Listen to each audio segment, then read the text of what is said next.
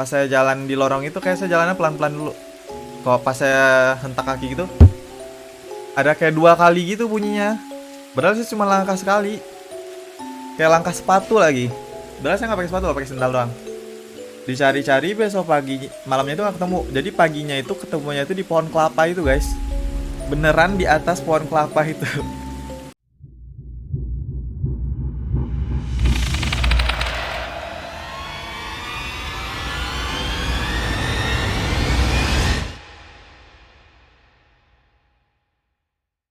Penyebab lemon in pendiam.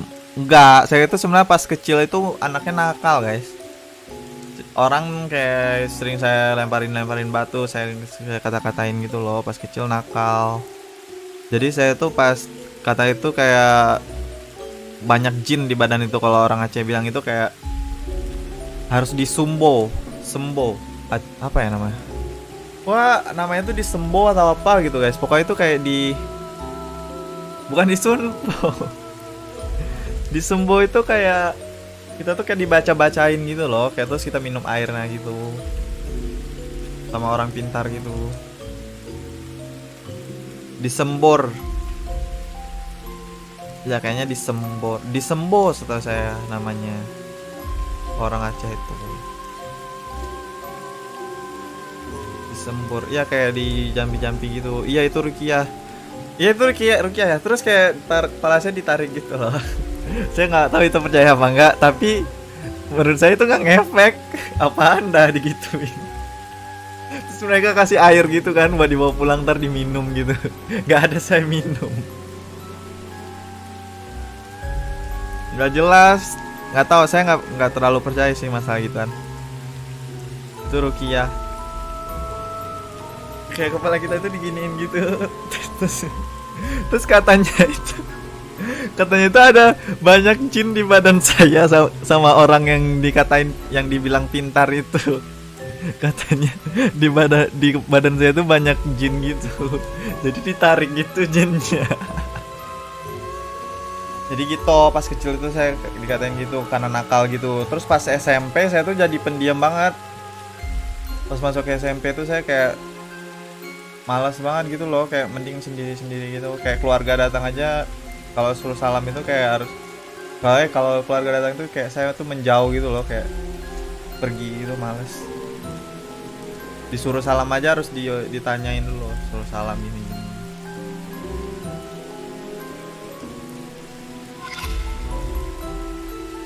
Ya pas SMP itu saya langsung kayak pendiam gitu. Gak sopan. Bukan gak sopan ya, jiwa orang tuh beda-beda guys. Kayak malas gitu atau sih, kayak capek gitu kalau ketemu orang-orang banyak gitu. Oh ya, pas dulu juga saya suka main warnet kan. Saya tuh orangnya sebenarnya bandel, kayak saya sekolah itu sering bolos asal kalian tahu. Lagi jadi saya tuh suka main warnet kan dulu, kayak sering cabut gitu loh.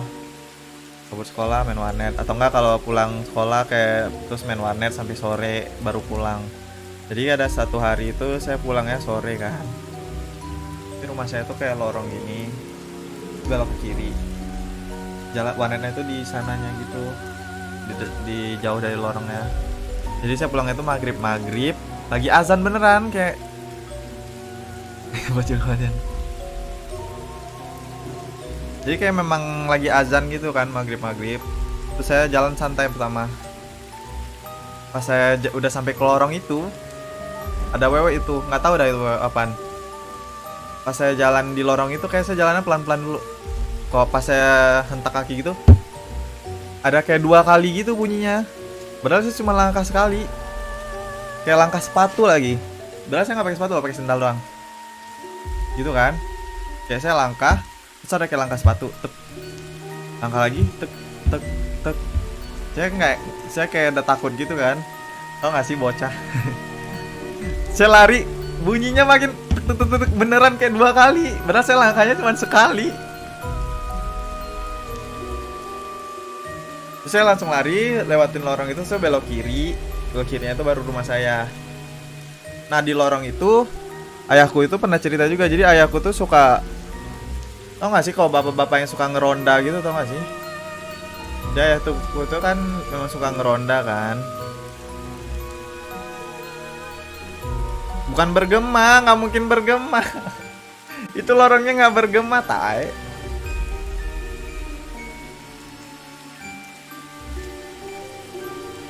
Diculik alien terus otak mon. Kalau yang masalah diculik wewe gombel itu di dekat kampung, di kampung saya tuh pernah ada juga yang diculik wewe gombel. Jadi lorong itu jadi ayah saya tuh kayak suka ngeronda gitu kan. Ronda itu pulang aja jam berapa sih guys? Jam 2 jam 3 gitu kalau salah kan. Jadi di lorong itu ayah saya tuh pernah lorong terus kiri. Kiri itu kayak ada belokan dikit. Jadi kayak ada kayak merangan A di sininya gitu, di pojoknya itu. Di pojoknya itu ayah saya tuh pas lewat itu pernah, itu memang gelap banget, di situ nggak ada lampu. Beneran nggak ada lampu. Nggak ada lampu sama sekali, kayak cuman gelap doang, cuman jalan. Terus jalan kayak kecil gitu kan. Ayah saya itu kayak ngelihat nenek-nenek gitu di pojok gitu. Dia nggak bilang sih nenek-neneknya kayak gimana, yang penting yang tahu yang beneran dia itu cuma lihat nenek-neneknya gitu. Pas dia lewat gitu kan, dia ngelihat gitu nenek-nenek. Karena nggak sih versi beta belum fix gitu. RRQ nenek, dia ngeliat nenek-nenek gitu di setelah jalan lewat lorong itu. Gak ada lampu tapi remang kunang-kunang. Nggak ada lampu. Jadi lampunya itu cuman, jadi ini kan lorong, di kiri ini rumah orang. Terus di belakang rumah orang itu ada kayak jalan kayak belok gini gitu. Di kanannya itu juga ada rumah orang. Lampunya itu cuman lampu depan teras rumah orang doang. Ada kayak gomel. Masa cerita yang orang anak diculik itu, jadi saya tuh di SD saya itu ada satu orang, dia itu kayak saya lupa namanya siapa. Ini emang udah terkenal sih di kampung saya. Jadi anak itu tuh kayak dia itu tinggal kelas gitu, tinggal kelas kan. Jadi kayak itu dia lebih tua daripada kita itu kayak ya kan, dia lebih tua gitu. Terus dia itu bandel gitu. Jadi di dekat lorong ini ada, sebelum masuk lorong ini kayak ada jalan dulu kayak ratusan meter, nggak 100 meter sih, kayak 50-an meter gitu ada rumah dia. Di situ itu ada kayak pohon kelapa gitu. Pohon kelapa gede satu doang tapi. Terus juga bandel. Jadi dia itu kayak anaknya bandel gitu loh. Maghrib-maghrib suka main-main juga kan, kayak suka keluar-keluar gitu. Bandel dia pokoknya. Collab sama siswa enggak. Maksudnya nggak expose gitu. Saya expose-nya buat live stream saya doang karena gabut.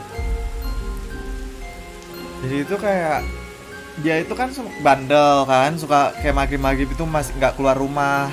Soalnya di Aceh itu kayak ada tradisi gitu. Kalau anak-anak itu sebelum maghrib itu harus sudah ada di rumah semua, nggak boleh main-main lagi. Terus kalau anak perempuan itu kalau keluar malam itu ada batas waktunya gitu, ada jamnya kalau di Aceh. Kalau anak perempuan, bocah-bocah juga nggak, malam tuh nggak boleh keluar lagi sebenarnya.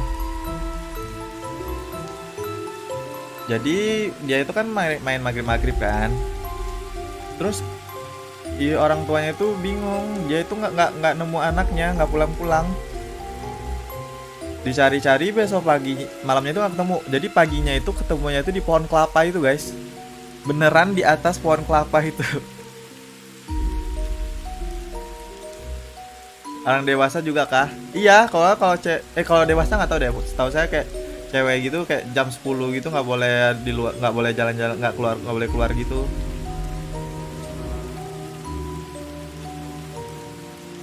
Diculuk Bang Toib.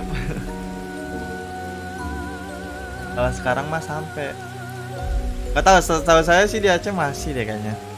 Kayak memang maghrib itu semua anak itu harus sudah masuk di rumah. Apalagi pas zaman dulu itu yang masalah pemberontakan apa sih itu guys, yang sebelum tsunami ya, yang di Aceh yang pemberontakan apa sih, kalian tahu gak sih? Saya udah lupa.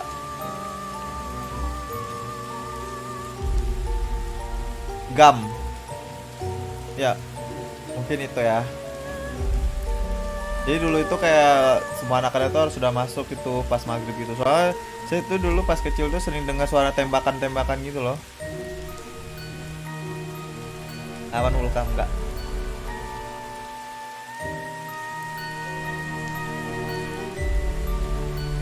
Lo pas tsunami kemana? Ada selamat. Bertukar itu. Yang sugar daddy bukan itu kayak nggak tahu deh. Masa iya sih dia manjat. Nggak jelas banget dia tidur mau tidur di pohon kelapa.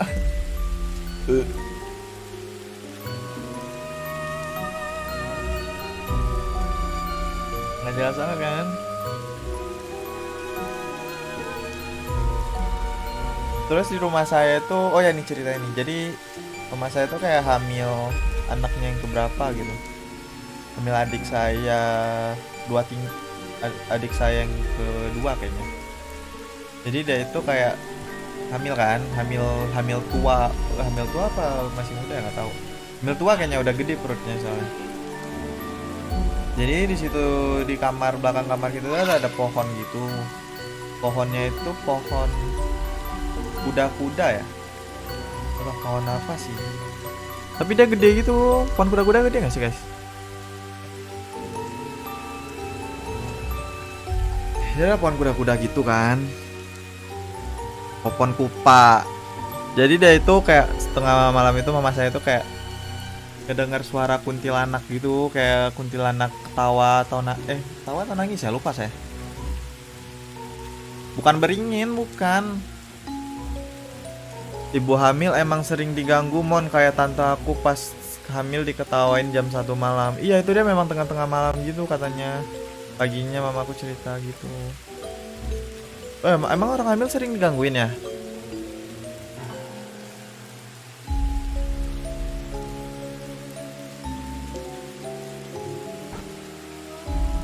Iya. Itu dulu itu memang kayak wilayah kita itu kayak memang dulu itu kan hutan itu guys. Kayak hutan, kandang babi gitu.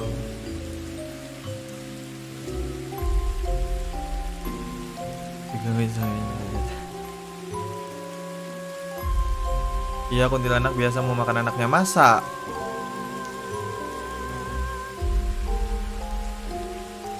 Ibu hamil tuh baunya wangi. Oh. Bukan, jadi kayak bukan kandang bukan kandang babi gitu, maksudnya kayak hutan-hutan. Jadi orang kayak ternak-ternak babi gitu kalau situ.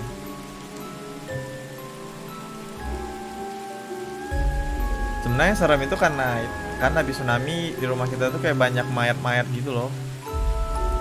Jadi pas tsunami jadi mayat-mayatnya itu kayak berserakan gitu. Di halaman rumah kita juga ada mayat-mayat gitu. Cuman kita nggak lihat secara persis. Kita diceritain sama orang yang ngebersihinnya itu.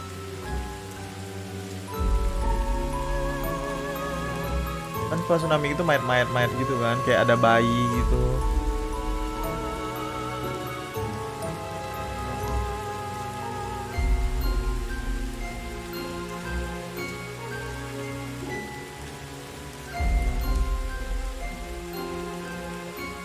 Ya elah. Kalau kalian nggak percaya, kalian lihat aja deh dokumen-dokumen gitu di Google pasti ada. Dulu itu mayat itu berserak gitu.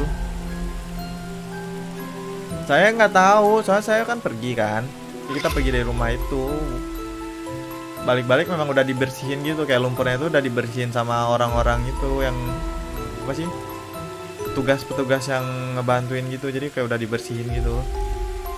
Cuman sisa lumpur-lumpur dikit doang. Lah kok bisa selamat? Lah, nanya. Bau mayat nggak? Bau kayak lumpur-lumpur gitu. Basarnas. Gua lihat di Museum Aceh. Kenal Delisa enggak lah. Digehangan hasilnya. Nggak tahu, coy, itu masih kecil. Saya tuh habis nonton Doraemon. Saya lagi nonton Doraemon terus kayak gempa gitu, saya aja nggak ngerti gempa apaan. Terus orang-orang pada di luar semua, duduk semua. Kayak takbir gitu loh. Berzikir gitu. Saya lagi nonton Doraemon terus disuruh keluar di jalanan.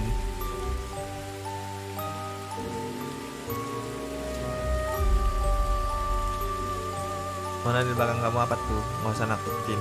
Nggak guna. Nggak guna. Cerita horor kayak lagi. Nggak ada, saya di GH itu cuma kayak 2 kali doang. Yang lain nggak tahu dah. Jadi mereka udah kayak si Vin juga pernah ngerasain, Acil pernah ngerasain, Farah pernah ngerasain. Dan Jok kayaknya nggak tahu. Om Bewok juga kayak editor kita pernah ngerasain. Palingan cuman mimpi-mimpi doang, tapi kayak mimpinya itu kayak, kalian pernah gak sih kalau mimpi tapi kalian kayak bisa ngatur-ngatur gitu? Kayak kalian didatangin hantu gitu tapi kalian kayak bisa ngelawan hantunya gitu loh.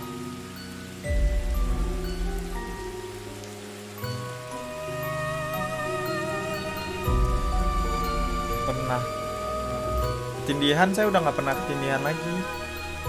Karena saya itu setiap ketindihan gitu kayak biasa aja gitu loh, kayak bukan kayak takut gitu, jadi kayaknya udah nggak pernah ketindihan lagi.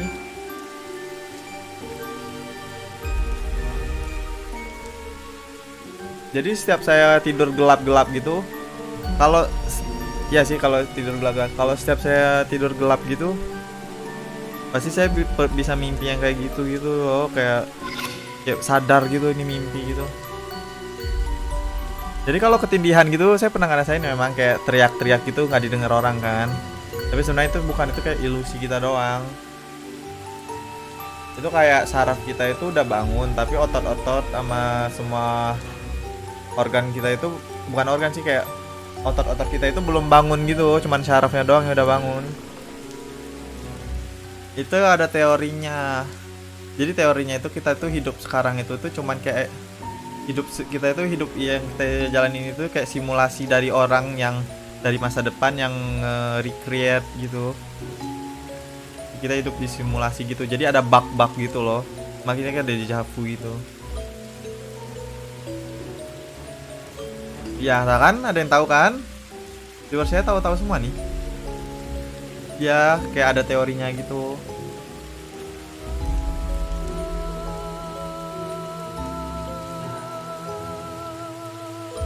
Ngebug, hidup ngebug.